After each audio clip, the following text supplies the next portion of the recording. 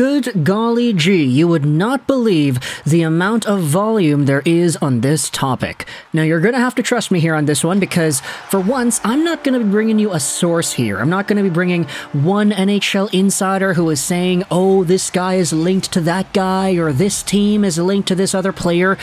This is really just an idea that Montreal Canadiens fans cannot shut up about.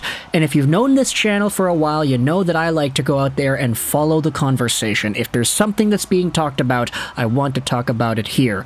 That's kind of the format I like to do with these videos. So today, what I wanted to do was explore the ongoing trade discussions surrounding the Montreal Canadiens and forward Sean Monahan, and whether or not he could get traded to the New York Rangers for one Kaapo Kakko.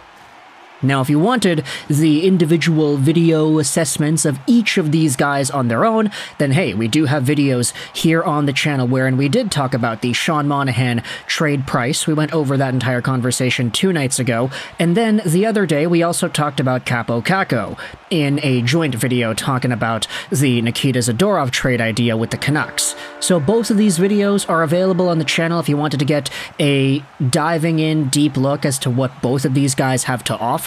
But when it comes to the idea of Monahan for Kakko in some sort of a trade, you really have to go on to social media to find people talking about this. If you go onto Twitter and you search up Kakko Monahan, you'll find oodles and oodles of Habs fans going out there and suggesting, yeah, let's make this trade. Kakko for Monahan, who says no. You've got the Rangers fans going out there and saying, no, you're out of your mind, we wouldn't do that. And then you have other Canadiens fans saying, okay, well, if it's not Kakko, then who else would it be?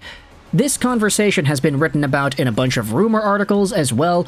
Again, not because it's like something that Elliot Friedman or David Pagnotta or LeBron or McKenzie went out there and said. This is just an idea that Canadiens fans brought upon themselves. Because when they think about a prospect like Kaapo Kakko getting put on the trade block, getting put in a position where all of a sudden they are taking calls on him, the easy idea would be, hey, wait a minute, the Rangers need a center, right? Let's send them Monahan. We have a guy right here. He's $1.9 million a year. He's signed on till the end of this season. If we retain salary, he'll be $900,000. And if our price, as we talked about in the Monahan trade price video, is indeed in that first-round pick territory, what do you think would be a little bit more valuable? A first-round pick from a cup-contending team that's in the 20-plus overall range, or a guy like Kaapo Kakko, who was second overall in 2019 and who was having a very down year. Montreal Canadiens fans, as we had said, cannot shut up about this, and I wanted to go out there and read you a post on the RHAB subreddit made by Funes08 asking the question, sell me on Kaapo Kakko. There's been a lot of interest, comments, polls, and media outlets talking about the idea of acquiring Kakko lately, mainly due to our need to trade Monahan, but I fail to understand why this is. He scored 40 points in his 4th year and is on pace for about 12 points this year on a stacked team. Do his stats not match the eye test? Plus, he appears to have missed a considerable amount of games since getting drafted. Care to explain why you want the Habs to trade for Kakko over other possible available prospects? Is it mainly based on potential for what a 22-year-old player with 5 years of experience in the NHL is worth? I don't know, acquiring Kaapo makes me feel whelmed. Am I dumb? Here's the first comment that goes out there and explains Montreal Canadiens fans' rationale behind this idea. Potential. Kaapo Kakko is a high-picked player. He's clearly had a crapload of talent, and while it hasn't worked in the NHL yet, that potential is probably not gone. Odds. Getting a 40-point player at the end of the first round is a great pick. Statistically, there's around a 50% chance the player picked there doesn't reach even 100 games in the NHL. Production. Even if Kaapo Kakko was only a 40-point player, while not exactly rare, they are useful. Sure, we have players that have the potential to do that in our prospects, but last year with 40 points, he'd be our second best scorer. Defense. Not everything is about production either. Kakko plays a great defensive game, and this team needs more defensive players. We are one of the worst teams in the league consistently every year. He'd immediately be our second best defensive forward after Suzuki. Our penalty kill sucks. He can help. We're going to eventually need a shutdown line. He can help. You build your team with plenty of different players, and most of our prospects are generally offensively inclined outside of Beck. Style of game. The Habs management has shown a clear preference for playing a strong and heavy cycle game, from St. Louis putting the onus on forechecking to drafting players like Slavkovsky that excel in the cycle more than the rush. This is what they want the Habs to get good at. Kakko plays that way. He's strong around the boards, he's strong in front of the net, our style suits him well. And then the final point here mentioned is 2019. And I don't think that needs any explanation there, the last part that is, but Kaapo Kakko is a guy whom, if you talk about what Rangers fans are saying about him, in regards to what makes him a valuable piece, a lot of these similar traits will always pop up. Hey, it's his defensive game. Hey, it's how he plays 5v5. Hey, it's how he's able to make sure that his line is always getting better chances than the opposite line they're facing. It's very intricate stuff that doesn't reflect on the score sheet too much, but of course, 40 points last year is a lot better than the 13-point pace that he's on for this season's worth of play. We talked about this and more, again, in the Kaapo Kakko trade potential video, but the discussion then boils over into asking the question as to whether or not Sean Monahan would be an appropriate piece to make this trade. And based off of what a lot of Rangers fans I'm seeing are going out there and saying, it doesn't really look like the value is there.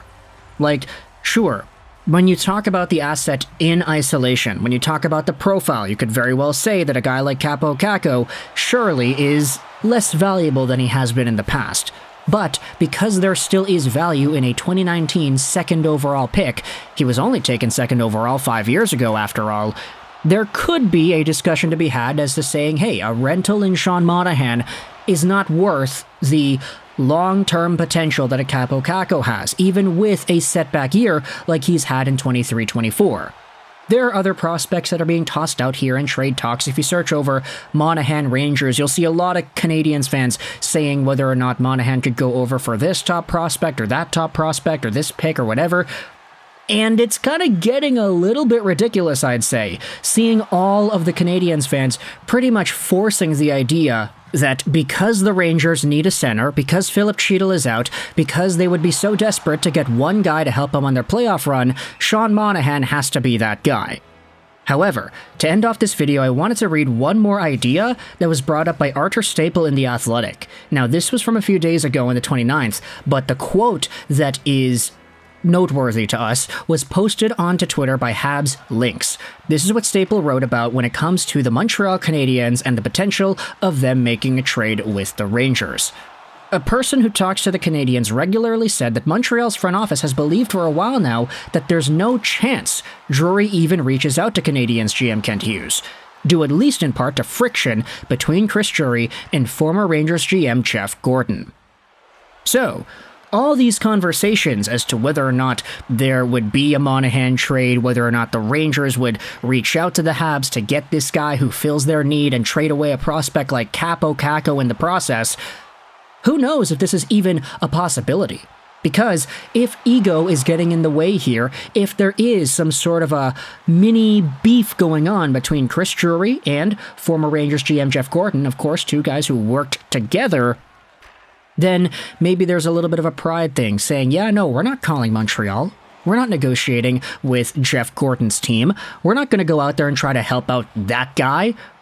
There could be some sort of a friction there, and that's one of the final ideas that I think puts a nail into the coffin of this entire conversation. And I say conversation because not only has this been on social media, but you've got guys on BPM Sports Talk Radio in Montreal talking about the idea of Monahan for Kakko. You have other articles being written. This is a big deal. So, following the conversation, I wanted to go out there and make this video and say, firstly, I'm not necessarily too sure that Monahan as an asset by himself would be worth what the Rangers would want for Kaapo Kakko.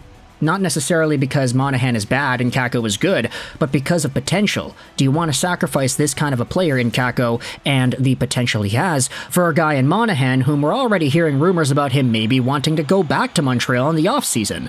You'd really just be trading Kaapo Kakko away for a rental and a playoff push. And I get it, you could say, wait a minute, Lego, don't you cheer for the Canucks? Weren't you just praising the Elias Lindholm trade a few days ago? That was literally the same thing.